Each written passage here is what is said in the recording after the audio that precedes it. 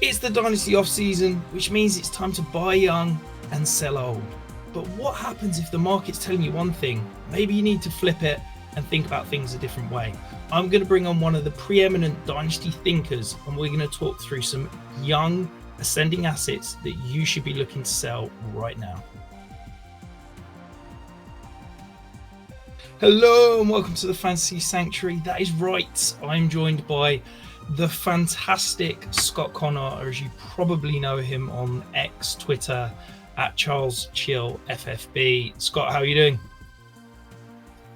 I am doing very well. Thank you for having me on. And it's a fitting topic that you've put together today, something that I've been kind of harping on this offseason. And we have a very interesting, especially sophomore class of players that are very, I think, polarizing, but I don't know if it's necessarily just last year's class. I think they're polarizing for deeper reasons from a dynasty perspective as to how people now value the trajectory of players. So looking forward to the conversation. Thanks for having me. Yeah, absolutely. I think it's a really interesting idea. It's something I've tried to kind of bring up in a few different areas this offseason is when kind of groupthink's going one way, sometimes you just need to, kind of flip it and kind of just look at things and say, is this groupthink right? Or can I profit by thinking and looking at things a different way? So, of course, we're talking about selling young potential, ascending assets. So let's start with a little bit of a theoretical conversation before we dive into some particular players. So is it just a case, Scott, of trying to cash in on kind of, I guess, perceived value versus realized points production, I guess? Or yeah, I think there's multiple answers, but first and foremost, I do think there are a lot of dynasty shows, dynasty podcasts, content creators that simply have player takes. And they will just simply say, Jackson Smith-Njigba isn't as good as people thought. So if you can re-roll him for a first-round pick because, well, I don't know what his ceiling is, or people still like him. That's an interesting dynamic to the question is not a lot of players these days. Can you just get back close to what you paid last year? But in his case, you can get pretty close to it. So I think it's that. But I think it's just also understanding where there might be edges in leagues.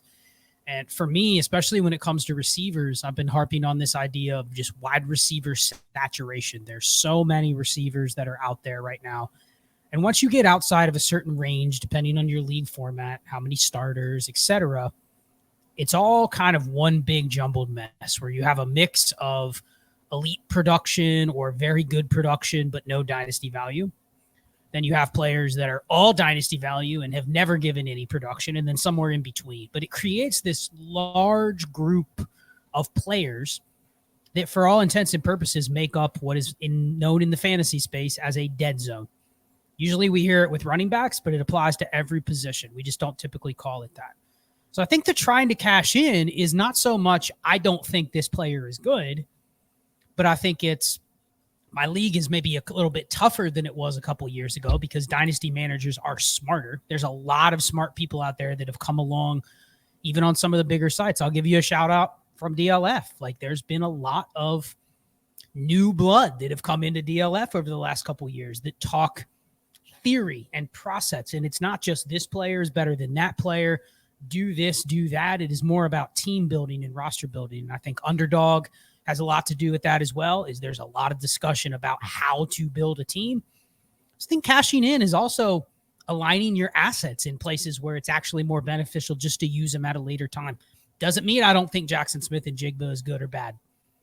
But what it does mean is if I can hold a first and use that later to supplement something in a better or bigger deal that is more timed to something that's going to help me more in the season, I'm willing to do that. So it's not so much cashing in on the player.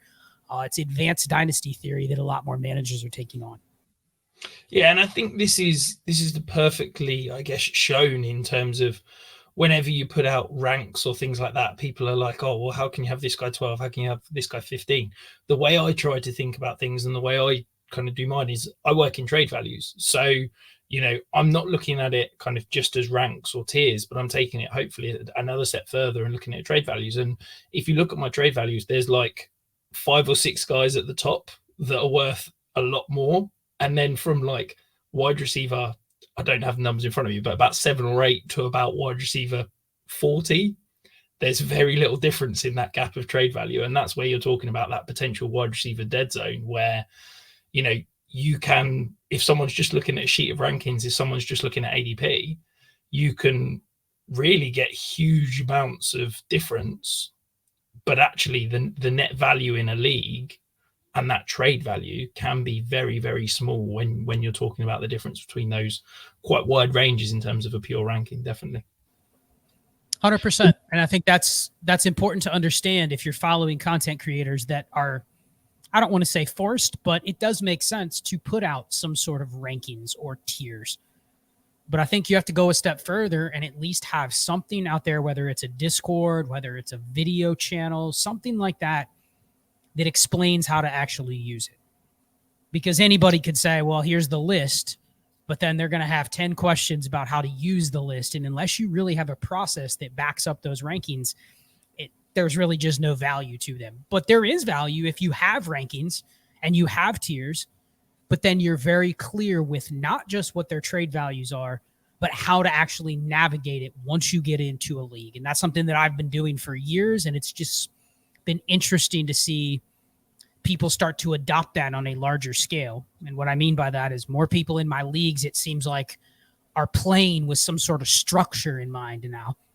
Meaning you have to actually be pretty diligent about going and trying to seek out these types of deals that go in this direction. So I'm sure we'll talk about that a little bit more, but I think that's important. Even if you're putting out rankings or tiers, to show people how to actually use that and what that means when they already have a league in place.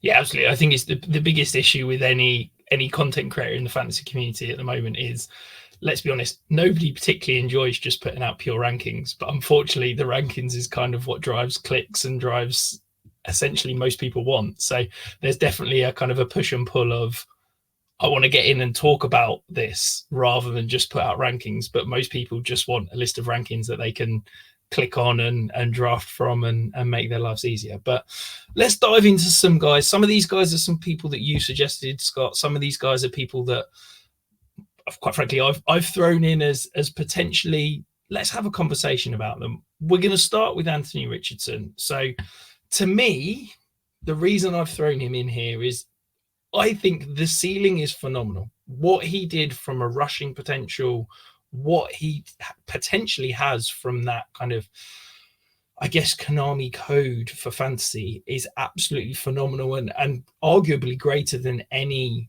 fantasy rushing quarterback that we've got at the moment. But it does feel like we're putting the cart before the horse a little bit and getting ahead of ourselves. I've seen him ranked as high as a top 5 dynasty quarterback. We've got to remember, he played only 4 games. He got injured 3 times in those 4 games and left 2 of those games early. I wonder if because of those injuries, we start to see him run less. And also, I still have some serious concerns about that accuracy. I think as a processor, he's phenomenal, both in terms of pre-snap reads, understanding coverage, trying to avoid rush, and that kind of, his pressure sack ratio is phenomenal. But I still think he has underwhelming accuracy. Do you think, Scott, there's an argument that Anthony Richardson is overvalued and is he a player that we could potentially be looking to pivot off right now? This was a good one when you put Anthony Richardson out there, because I think he's QB6 or QB7. The assumption is almost like, okay, injuries are random. They're only going to happen to certain players at certain times. There's no way I can predict that. So that's probably what's kept his value higher than it was last year, which is interesting. Another one of those QBs. We saw it with Trey Lance, who barely played as a rookie. And then with Richardson, where only played, like you said, 4 games, really not even 4 games, portions of games, and then also gained value, since that happened, to where you're like, all right, everything is basically being built into the risk here. I'll throw out this saying. I don't know if you've ever golfed before, but the saying in golf is you putt for dough, you drive for show. So you drive for show, you putt for dough. It's the same thing with fantasy quarterbacks. You rush for show, but you pass for dough, right? Like, it's going to take probably a quarterback that's competent from a passing perspective to get the second contract, to get the team to build the entire offense around them. We saw it with Lamar Jackson. We saw it with Jalen Hurts. So we've seen recent examples of this. And I don't think it's fair to say Anthony Richardson's going down a road where that's not possible. I'll say this. I think if you wanted to tier off of him because of the injury risk or just simply because he's quarterback 6 or 7 and you think you can get comparable production with less risk, I think you could easily tier down off of him. I also don't think I hate holding a couple shares of Richardson either, though, because what did we learn from Justin Fields? Now, with Fields, I don't think Justin Fields would have survived as long as he did in today's dynasty landscape. We do not have time for somebody that's that volatile for 3 years. But I don't think it's one more bad season and Anthony Richardson collapses. Does he fall a little bit? Yes, but it's going to be hard to rank him outside of the top 10. Even if he has another injury-riddled season, if he still shows the same upside that he did, I think you're going to have a longer leash than you would for a different quarterback that doesn't have the same skill set as him. I'll give you an example. If Justin Herbert only throws for 3,400 yards this year and he only passes it 450 times, even if he's solid, will his dynasty value fall? Yes or no? I think his dynasty value's already started to fall, isn't it? I think he's outside the first round in most startups. I think his dynasty value's plummeted through no fault of his own, just a head coaching change. Could you see a world, though, where – because right now these guys are behind Justin Herbert and keep trade cut. Kyler Murray, Jayden Daniels, Trevor Lawrence. Could you see a world where all 3 of those guys go ahead of Justin Herbert? Oh, absolutely. Yeah, absolutely. There's an argument for each 3 of them that, a scenario that they could jump ahead, definitely. Correct. And my whole point of bringing up Herbert was people would buy into the – and I think the narrative around Herbert is also incorrect. If they run it a lot this year, it's probably because that's what they're forced to do based on what's on their roster versus that is their long-term plan to be that way forever. Yeah. If you have a guy like Herbert, the best weapon your offense has is what? Justin Herbert throwing the ball. That is your best play. So to say it's play action pushing the ball down the field, which, hopefully that'll open up more. Exactly. So to say we're going to game plan around never letting him do what our offense does best for years upon years, I think is a little bit of a misnomer, and people are just saying that's what it's going to be. But if that is the case for this year only, because his weapons aren't that good, it's a new regime coming in, I could see them being a little bit more conservative with how they implement the offense this year compared to maybe in the future years. The dynasty community will just assume that is what he is. He's never going to be anything different. Whereas Anthony Richardson, if he just gives you, let's say he gives you 10 games this year, but he still finishes as a top 6 QB like 4 times and a top 12 QB 7 or 8 more games outside of that, people are still going to go, you know what, I can buy into that again. So long answer, you're going to have another window with Richardson. The only thing that I think could kill him is if there is a permanent injury that is very early on in the year that he can't come back from. Then it starts to become like a legitimate, like Trey Lance situation where like, is this guy ever going to be back into the spot that he was? That would be legitimately a concern. But otherwise, I don't think there's a lot of risk with him, honestly. He's going to stay in the range where even if you think he falls a little bit, somebody else will still be interested for the same reasons they are today. Yeah, absolutely. I think we're a year early in having this conversation. I think this is probably a conversation for next off season, but I just think it's worth planting the seed and kind of thinking, okay, he's valued incredibly, and we know that it can drop off quite quickly if it does happen. So I do think we're early. We've got up on the screen here his kind of trade values in a few different places. It's fairly consistent across the marketplace that you're kind of talking 2 random kind of 2025 first, a second, 2 seconds, that kind of just short of 3 firsts in terms of where most trade calculators have got him. A couple of offers I want to throw at you though, Scott. If you are a contender in a super flex league, you can get Dak Prescott and a 25 second. You're a contender. Is that something you're at least considering? I would say no. Can I flip that and take the second on my side and get a first back with Dak Prescott? If I can do that, that is a stronger leverage piece. It's not a quote-unquote leverage deal because you're still giving up a 2 for 2. But the gap between the first and the second and what I can potentially do with the first is much stronger leverage. So if I can flip that, that would be my counter offer. Dak and a first for Richardson in a second. Yeah, no, definitely like that. And then the other option we've got up here on the screen, would you do Anthony Richardson straight up for Jamar Chase, presuming in this scenario you're already pretty stacked at quarterback? Yeah, I mean, if you're pretty stacked at quarterback, then of course you're probably in a situation where your league is already kind of punishing you for being stacked at quarterback. So this would be almost the dream deal to come your way. I'll tell you an example. I don't know if you've heard this story. I've told it a few times on some other shows. I was in a league last year where, no joke, the person, 14-team league, so not even a 12-teamer, but a 14-teamer. They had Trevor Lawrence, Joe Burrow, Patrick Mahomes, the 101, and Anthony Richardson.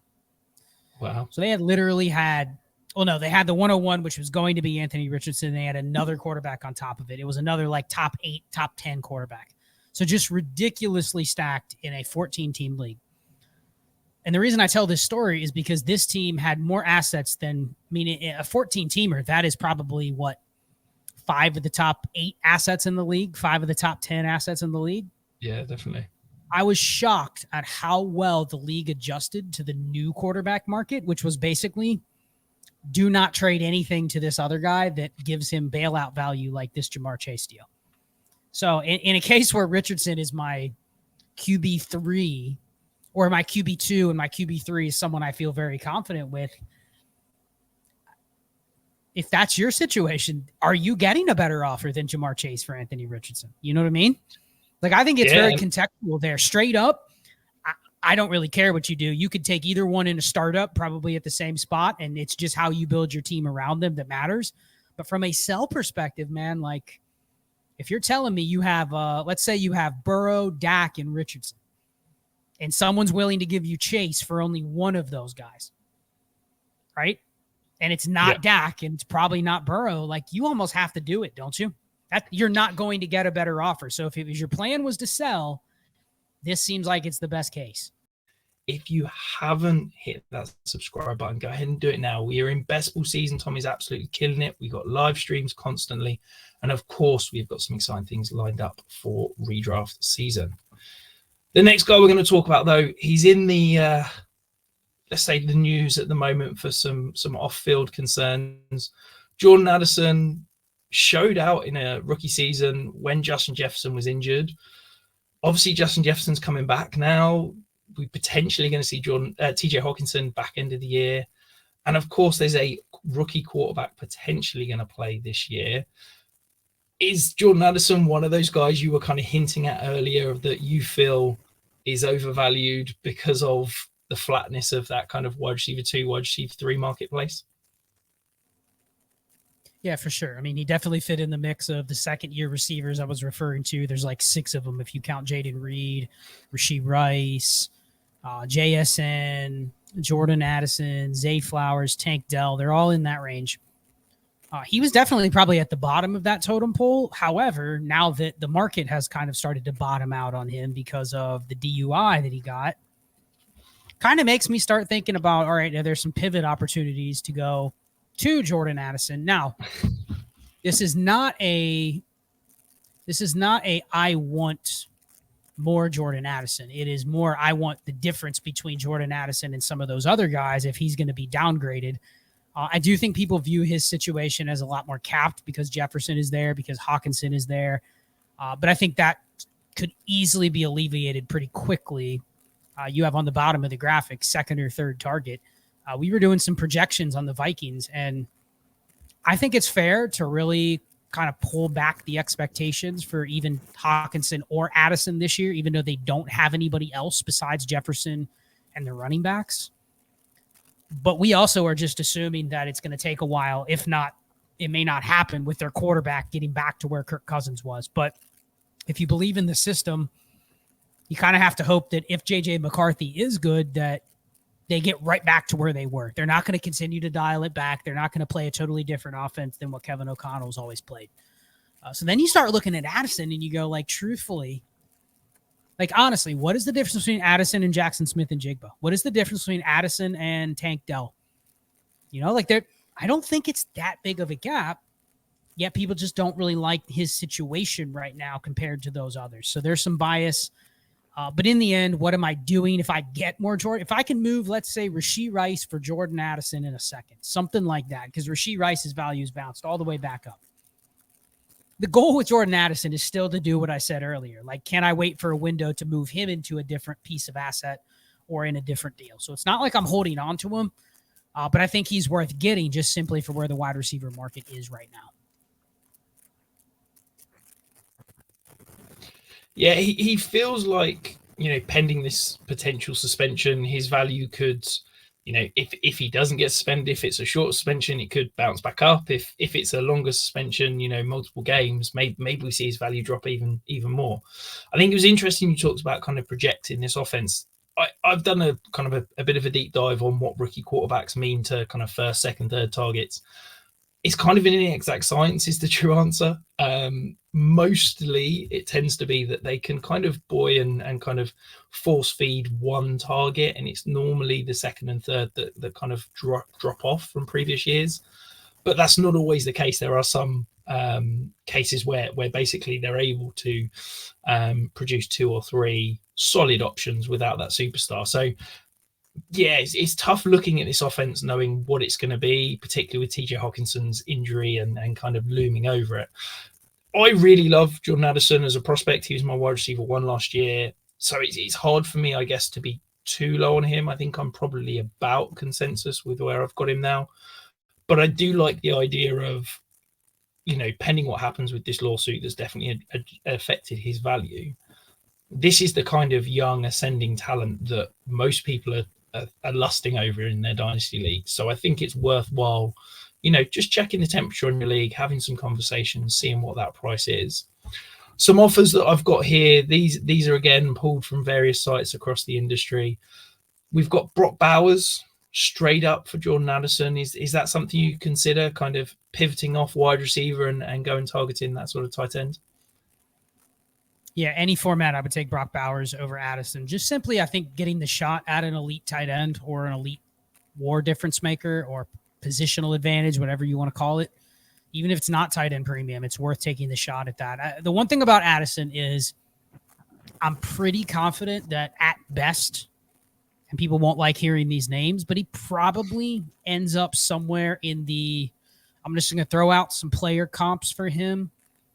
But I think fantasy production, if you look at like what you would hope he is over the next 3 to 5 years, I think names like Deontay Johnson, Christian Kirk, Hollywood Brown, Tyler Lockett, like I think those are fair spots that you would think, okay, if he can give me something like that, you decide. If I took the culmination of those 4 players over the last 4 years and I told you it was maybe wide receiver 25, something like that, like all together, you'd probably be like, that's not bad, right? But I'd also say that probably wasn't an asset that moved the needle in your league. You need some of those, but they're not determining whether your team wins or loses. So in that case, I do think his ceiling is quote unquote capped, not from being good, just probably being able to escape that dead zone. So I would take Bowers pretty easily. I'd take the first and the third for sure. I see that as the next trade. I would definitely take that. Any first I would take for Jordan Addison right now. The third one's interesting. Kyren Williams. I mean, I'm a little running back snobbish, thinking I can always kind of replace running back production cheaper. But, I don't know how much underdog you've played or how much best ball you follow, but Kyren Williams still goes way higher than Jordan Addison. And if you're going to think Jordan Addison's long-term ceiling is pretty flat, wouldn't the same argument apply to Kyren Williams and Brock Bowers? Like, you want to take the shot at a running back that could have a lot of, even if Kyren Williams only has a 2 or 3 year career on the Rams, I'm probably getting a dozen shots at really high end games over those 2 years that he starts. Even if Blake Corum comes in and has some of his own games, it feels like having a guy like Kyren for 2 years that on any given week could give me top 8 running back production. That might be worth it versus the flat value of Jordan Addison long-term. Yeah, I think the Kyren Williams ones I threw in here because I find him a fascinating conversation. I mean, you hit a little soft spot there, Scott, in that mention underdog. I can't draft an underdog over here in the UK. Tom gets to do live streams all the time where he's drafting people in the States. But yeah, unfortunately, I don't get to touch it. So I have to deal with the inferior product of DraftKings. But look, Kyren Williams last year, 75% of his games he finished as an RB1. 50% of his games he finished as a top 5 running back. Like, that's league winning potential. And yeah, okay, they've drafted a potential, complement, shall we say. I still think Kyren Williams is undervalued. And I think this is the idea of where you can potentially pivot from. I think Jordan Addison is good, but he's arguably a replacement level player in terms of, we talked about that big tier in that kind of wide receiver 2-3 range. That kind of production, I feel like I can potentially go and buy for an aging veteran for 2-3 years for a second. Whereas I don't feel like, yes, I agree with you that running back production you can kind of cobble together, but I don't know if you can cobble together RB1 fantasy production. I think you can cobble together kind of RB2, that sort of 10 to 12 points a game, where we're talking potentially Kyren Williams being that 15 to 20 points a game. I think that's league winning. I don't think you can cobble that together. So yeah, it's something that if you're a true contender, if you think, right, I've kind of could pivot here and it can help me in the next 2 to 3 years, I think that's a conversation that you should be at least looking at and at least potentially having. Well, let's just talk real quick. I want to ask your opinion, because don't you think there's some dynasty psychology here? Why would people consider trading Kyren Williams for Jordan Addison? Let's rewind to February when both of them were coming off good seasons. Kyren Williams coming off a great season. But there was even a dip in Kyren Williams' value. Just anytime a running back gets to the offseason and there's thoughts that they could bring in somebody else, or there's talk from other people in the industry about how what he did was unsustainable. Remember, he left the playoff game injured, so people were like, yeah, if the season would have continued, he would have had another injury to deal with. Why would people have wanted to sell Kyren Williams for a receiver, though? Just think through the dynasty answer of why would minds have wanted to move from a running back to a receiver in the offseason? I think it comes back to kind of 3 things. I think, first of all, the industry is, and I think we all are, draft capital snobs. Kyren Williams didn't receive the rookie draft capital, and people are always going to hold that over him for the rest of his career until he signs a second contract that gives him some security and some stability. I think the fact that, look, we know the way the running back position works, you're one injury away from disappearing. And in the offseason, there is always that pivot away from running backs towards a kind of more secure, longer term asset that's potentially more stable, like a wide receiver, rather than, Kyren Williams, who tears his ACL, that's probably his career done. And I also think there's a move as a whole in the kind of industry where the only positions that matter are wide receiver, quarterback, and tight end, and running back is just kind of a thing that's thrown on the pile. And I think that for all of those reasons, people are looking to pivot off guys like Kyren Williams to target Jordan Addison. So let's flip that and say, yeah, maybe it's the time to be doing the reverse of that. And as we're getting into training camp, yes, there's obviously some injury risk still with Kyren Williams. Running back will always carry that. But we're kind of through that off-season period where you're carrying the potential risk of him adding someone to the backfield or an injury in kind of off-season workouts and things. Yeah, I think you nailed it. I think it's definitely this inherent bias that receivers have more longevity, but really I think what people are trying to do is exactly what we were talking about a little bit earlier in this discussion is you get scared, so you want to shift your value into receiver, but the goal wasn't to get, like, let me ask you this. If somebody was trying to sell Kyren Williams, they weren't after Jordan Addison, were they? They would have taken any receiver in this range. They could have had 15 names. They would have taken any receiver in that range. It could have been just go down the line. And as long as that receiver was A, a receiver, B, under the age of 26, the person probably would have taken the trade, right? It doesn't matter who it was. It was, I just feel more secure when all of my value is not at running back. And I'm kind of just challenging that because, great, all your receivers can have quote unquote value. But as the season gets closer and as people start to realize that, hey, I don't know, half the rosters in your league have 6 Jordan Addisons. that there's no demand there. It's just you feel better about having Kyren Williams be a receiver until you don't, until you're going, okay, well, he's just kind of a replaceable level receiver that is only valued here because he's young. In 2 years, he won't be young anymore, and people will go, he's yesterday news to be the next Jordan Addison. So I think it's just a misnomer that especially average or dead zone receivers last longer. I don't think their market viability window is any longer than a running back. Now, the elite guys, sure, Jamar Chase, CeeDee Lamb, they're going to last a decade, right? They're going to still be hanging on when they're 30, 31, 32 years old. But just because you're a decent receiver at 23 doesn't mean you're going to have any sort of demand at 26, 27. We've seen tons of players that just kind of fade into oblivion. So I just want to throw that out there. Good discussion. And I like that Kyren for Addison trade. If you really want to take a shot at running back, that's the way to do it. Not pay a draft pick. I think all of it comes down to, what are you looking to do? Are you looking to build a roster that looks pretty when you post a picture of it on Twitter and you've got all these young, talented, potentially sexy wide receivers, or are you looking to win a league? And that's what it comes down to sometimes, is actually you need to buck the trend. You need to do things that are about, is this guy a difference maker for my fantasy team, rather than is he just a, potentially replacement level player that is in a, young, interesting scenario. So yeah, no, I completely get it, and I completely agree with what you're saying. But let's pivot to another player who, as a rookie, was a difference maker and had arguably the greatest rookie tight end season we have ever seen. But is there potential for a sophomore slump? Should we be looking to pivot in what is arguably becoming a slightly flatter position than we have seen in recent years? Or do you think Sam Laporta is the real deal, that we can hold up as that truly ascending elite dynasty tight end? Interesting. When I saw you put him on here, I might come off as a little boring with the Sam Laporta take. I think he should be tight end 1 or tight end 2. If you want to put Trey McBride there, that's fine.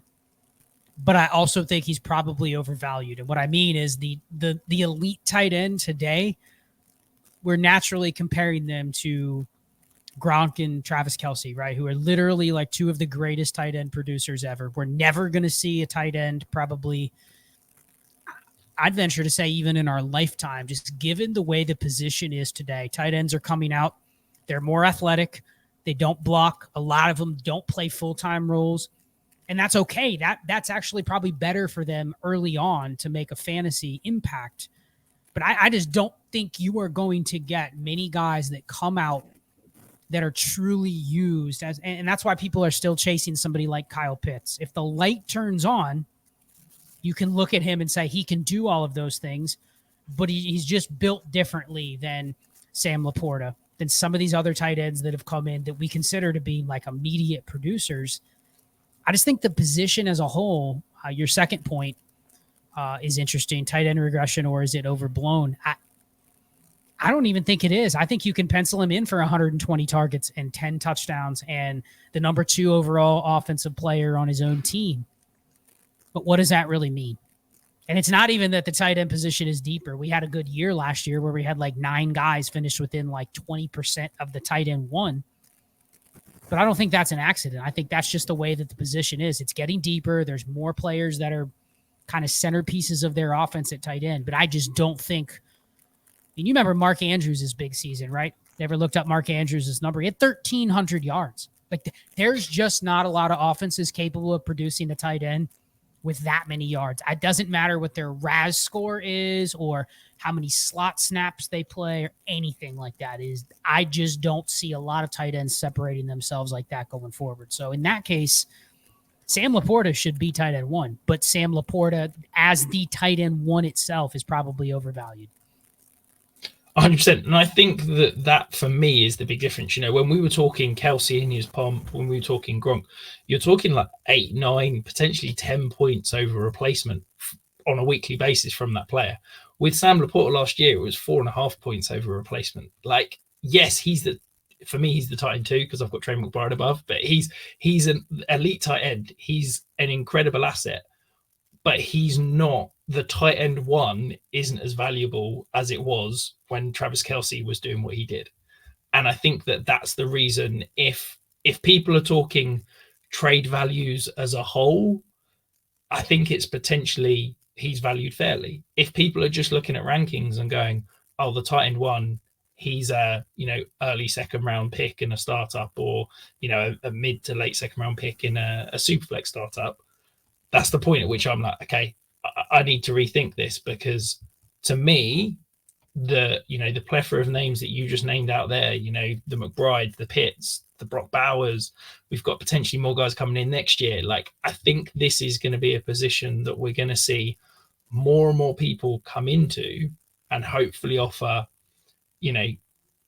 replacement level volume from. And I think let's at least have the conversation around Sam Laporta. We've got a few trade values here from around the industry. We seem to be the lowest. We've got him at worth a first and a third in the tight end premium.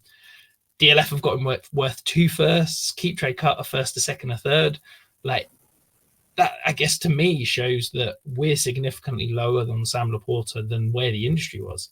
If you can get me 2 firsts for Sam Laporta in a league, I'm snapping your hand off right now. Are you agreeing with, I guess, the shock at where he's valued in some of those places?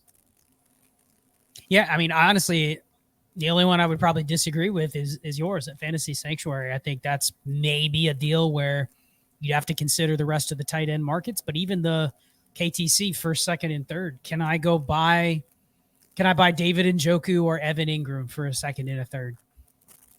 Now, a lot of people would say, no, you can't, but I'd also say that in just a 1.5 start one tight end premium, I don't know how many leagues you can get a first for Evan Ingram or David Njoku, right? So it's like, I should be able to got any. Exactly. I should be able to buy one of those guys if I get the second and third. Now, if I put Evan Ingram in a first for Sam Laporta, you would take the Evan Ingram in a first deal, right? Like, not even thinking twice. Yeah. For the same reason we just mentioned. So I think I was going to ask you before we move on to the next player, how do you treat a guy like Laporta? You have a number of leagues. I'm definitely not taking Laporta at where he is in his startup value, because then I have to build a team around me betting that he's just going to be the best tight end in the league for the next 3 years. But if you have a couple Laporta shares already, are you less apt to move those just so you have a little exposure to what's already probably a very good bet to be an elite tight end? Whether it separates itself from the pack is a different story. But I'm also guessing some of the deals that you're trying to get are harder to get in leagues that they're already established versus in a startup where it's somebody specific targeting them as their pick. So how do you treat that? Like, I'm more apt to just not pick him in a startup, but I think I might have him in like 2 leagues. I'm not actively trying to move him unless it's just an obvious leverage trade like I'm talking about.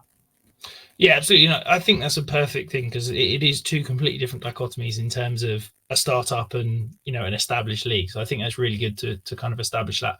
For me, I'm similar to you. I've got a few shares and I'm kind of keeping those just because if he does go on to be Travis Kelce 2.0, I kind of want some exposure to that, because I know I'm not going to be able to acquire him if he does keep producing. I did sell 1 share probably about a month ago now, where it's actually one of our members' leagues that I've jumped in to help him co-manage, because basically it's a horrendous team and it's got no assets, and we're basically having to start again from scratch. So I thought it would be good fun to kind of do and talk through. The only asset of value that it had was Sam Laporta. So what we did was we held a kind of a blind auction over 2 days, and basically we said to the league, we are trading Sam Laporta at this point in 2 days' time. Come with your best offers. And every time the offer got better, we notified the league, and we kept going and kept going and kept going. I can't remember exactly. I think it was a first and 2 seconds and a small piece that we got on top. Not like a ground-breaking haul, if I'm brutally honest, but a decent enough haul that enabled us to spread some of those assets out and kind of move forward. So yeah, if I had, if I'm sitting here with like 30% Sam Laporta exposure, I'd probably looking to get off 20% of that and try and, that Ingram plus a first, that really stood out to me. That sounds like a fantastic move to go and make. But yeah, I'd want to keep probably 5 to 10% just in case as such. We're going to move on to our final guy, though. It's a guy you mentioned earlier, Jayden Reed. He had a phenomenal season, almost 100 targets, but he sits on a Green Bay Packers offense that has got 4, maybe 5 young ascending wide receivers, 2 potential tight ends, a running back that they've paid in Josh Jacobs, a running back they've drafted in Marshawn Lloyd. Is this just a case of too many mouths to feed and therefore not wanting any part of this offense? Or do you think that Jayden Reed could potentially produce similar numbers to what he did last year? This is a tricky one. I've kind of used him as the poster child for he was good. He wasn't a bad pick if you took him where he was going last year, but he almost unequivocally falls into that dead zone range where there's enough questions about, like you said, the other receivers on his team, his role specifically. A lot of smart people have talked about his role, that I don't want to say it's a gadget role, but it's a role where he would have to do a lot of evolution in his game to capture a larger pie compared to some of the other receivers. I think he's seen as the best receiver on the team ahead of some of the others that they have, but you can kind of make a similar bet with Dontavian Wicks. If you just told me Dontavian Wicks plays and Christian Watson doesn't, I would take Dontavian Wicks over Jayden Reed. If you told me Dontavian Wicks wasn't there and Christian Watson was healthy, I would take Christian Watson over Jayden Reed. And then you have Romeo Doubs in there, who nobody likes, but he's probably like a richer version of like KJ Osborne. He's just going to be there, and he's going to take a certain piece of the pie, probably 15% of the market share, but he's not really good enough to go anywhere other than stay where he is. So it's tricky. I would say I like taking some conviction. I don't think it's Jayden Reed for me. It would probably be Christian Watson, but I don't think it's a bad idea when you have a good offense with LaFleur as the coach, and everyone kind of respects him as one of the best top 5 offensive minds or so in the game, right? And a quarterback that looks like the numbers I have on Jordan Love in terms of his efficiency the second half of the year. But I don't know if you saw all that stuff early on in draft season with the pressure to sack ratio. Like Jordan Love is right up there with like Patrick Mahomes and Josh Allen, as he's big, physical, can move around in the pocket. But the key that makes those guys different and puts them a tier above even somebody like the one, not to go down into the weeds because I'm not talking about Jayden Reed, but the one thing that separates like Joe Burrow from Patrick Mahomes is he takes too many sacks. His pressure to sack ratio is too high. I mean, Burrow's probably the best passer in the league. If he had that Josh Allen trait, he would be Peyton Manning. You know what I mean? Like, he's that good from a passing efficiency standpoint. But Jordan Love looks very favorable in the mold of Mahomes or Allen, which means even if they don't pass it a ton, he's not going to take 40, 50 sacks. He's going to be efficient, and he's going to be somebody that gets rid of the ball at a higher rate than the other quarterbacks. So I think it's a good bet to take a big bet on one of the Green Bay receivers. I can't tell you who it is. I probably go with not Jayden Reed because he's the hardest one to get. But most people just go, oh, there's too many mouths to feed. I don't want any of them. Where I think the smarter bet is to say, I'm going to pick one, probably try to do it on a team where I already have Jordan Love, and just make my bet that it's Wicks, that it's Watson, that it's Reed, whatever it might be. But lean into the fact everybody else is scared, that I would make a convicted bet. So if you want to do it on Reed, that would be my argument for him. Yeah, I mean, I loved Reed, the prospect. He was probably my strongest take, I guess, in terms of rookies. He was my wide receiver 5. I was vouching for him at potentially the back end of first rounds, or, you know, trading up and getting him early seconds. And I feel kind of convicted in terms of how he played last year. I think he was pretty much exactly what I expected. Now, the challenge is that what you were talking about role earlier, I think he's probably the safest bet in terms of his role in the offense. But I'm a little bit concerned because I'm worried that his role in the offense is potentially those kind of lower value touches. I think he's going to be in and around line of scrimmage in that kind of intermediate range. I think Romeo Doubs is likely to be scheduled in as that kind of X receiver. He's almost that sort of almost sacrificial X, where he's like, yeah, he's good in the blocking game. He's going to run those X routes. He's going to be on the backside, take the press coverage and stuff like that, which means we can have our shinier toys over here and kind of make more of those. But I think that the high value touches are going to go to whoever's on the field out of Christian Watson and Latavian Wicks. And it's like, that's the boom bust play. But I think Jayden Reed is kind of that solid. So it's kind of, if you're sitting there saying, do I want a guy that could be a wide receiver 1 in fantasy, then Jayden Reed's not for me. But do I want a guy that I think is probably going to be a wide receiver 3 this year, next year, and as long as he's kind of got this secure role within this offense, then Jayden Reed's that guy. And I think it depends on the balance of your roster. It depends on how you're building that team out as to what you want. And I think that, yeah, you know, we'd all love to just shoot for the guy that's got the wide receiver 1 upside and is going to be the home run pick every time. But actually, I think you need a balance in your dynasty team. And I think in the right situation and with the right other wide receivers and other team around him, I think Jayden Reed is a nice, solid, reliable kind of wide receiver 3-4 that you can stick in there and almost know what you're getting from him on a week-to-week basis is kind of, I guess, my thoughts and kind of where I'd sit him.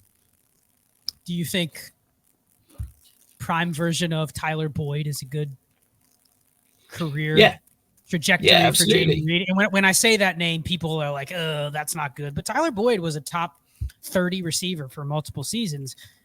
But that stemmed on the fact that as soon as he got in an offense where there were receivers with defined roles that were just as good or better at him than to drawing targets, that's when his role started to diminish, right? So I think it probably comes down to, I agree with you. I'm not really worried about Romeo Doubs taking targets from Jayden Reed, but when you start doing projections and saying, okay, what is the realistic projection for a player that has this role, assuming the ADOT's not going to get a lot higher, and what he does with those targets is not going to probably lead to massive blow-up games unless the offense is carrying him to that.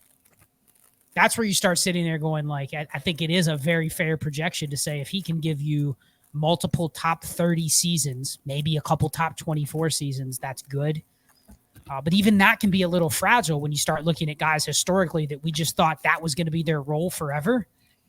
It's their role until a higher valued receiver comes in and goes, I'm just as good as Jayden Reed, but I can do other things that he can't. When I mean just as good, meaning they can also work out of the slot. They can also work on the same roles he does. They're just as good at earning targets as he is.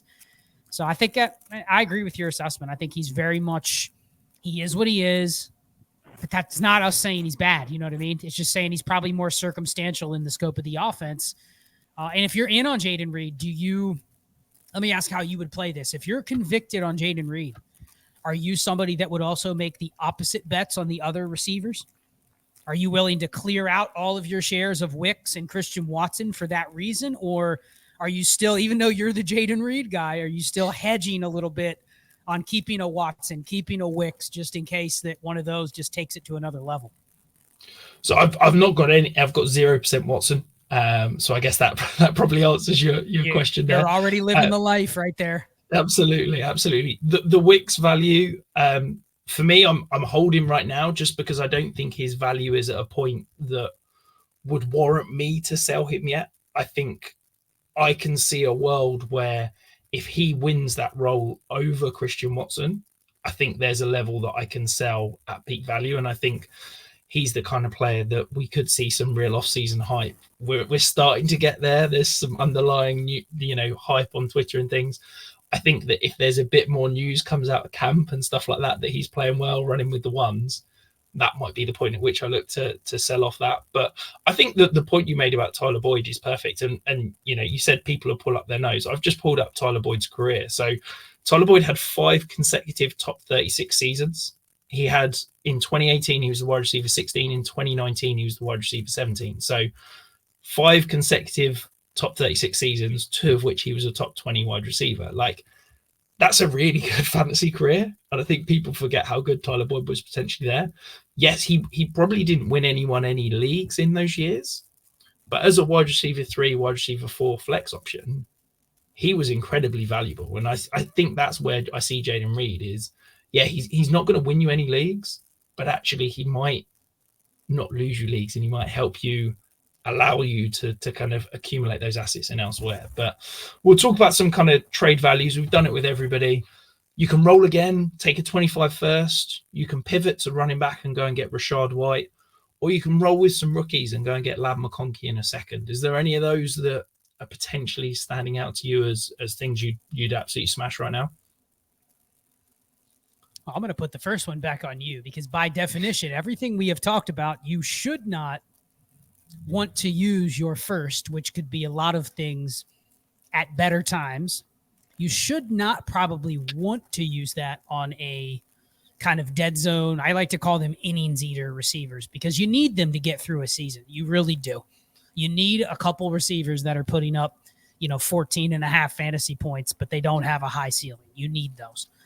I don't like spending first to get those. I like to probably get them a little more organically, or get them cheaper and be willing to go to the older versions of Jayden Reed to get there.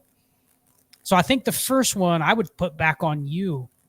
If you had 10 Jayden Reed shares, how many would you be willing to just sell for a first, knowing what a first could get you, depending just a neutral league market where maybe you can buy a Tyler Lockett for a third or something like that?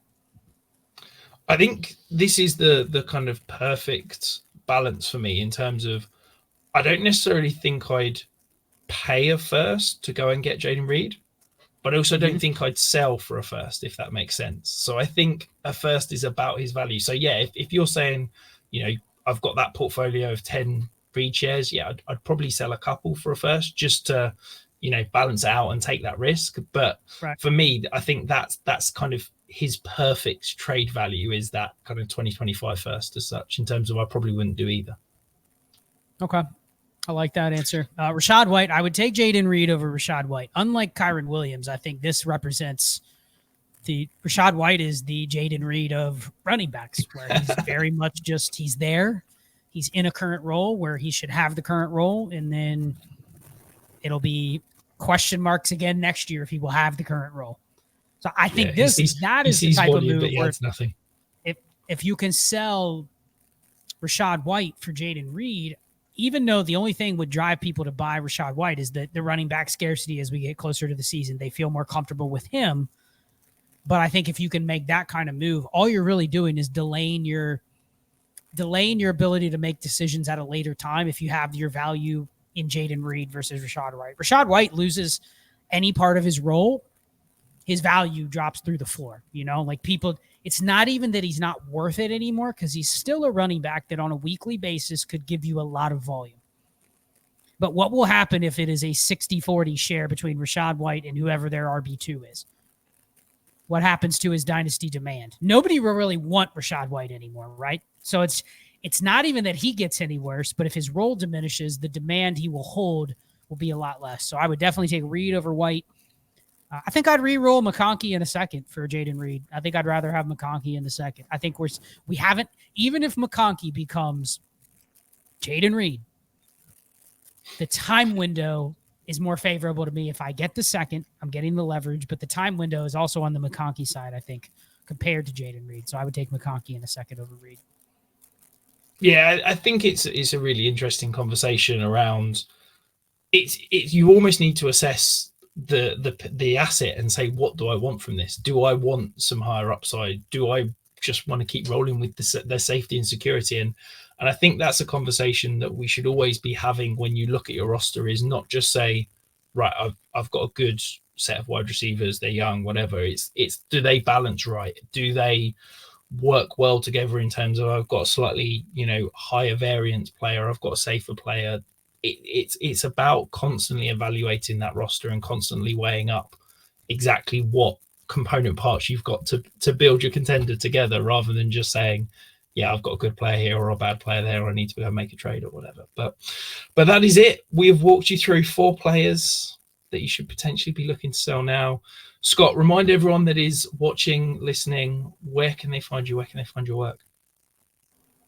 Yeah, good show. Appreciate you having me on. You can find me on X at CharlesChillFFB. Any work that I do is either video content on Dynasty Trades in 5 every Tuesday night, at Trades in 5 on Twitter, and on Dynasty Trades in 5 YouTube channel.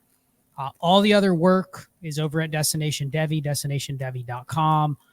Check out the podcast and my YouTube show and all of that over on Destination Devy. So Dynasty Trades in 5, Destination Devy, and at Charles Chill FFB on X. And Rich, thank you for having me on the show. It was a blast. No, thank you very much for jumping on. If you haven't checked out Scott's work, go and do it. We are big fans of it here in the Sanctuary, and we'll be back very soon.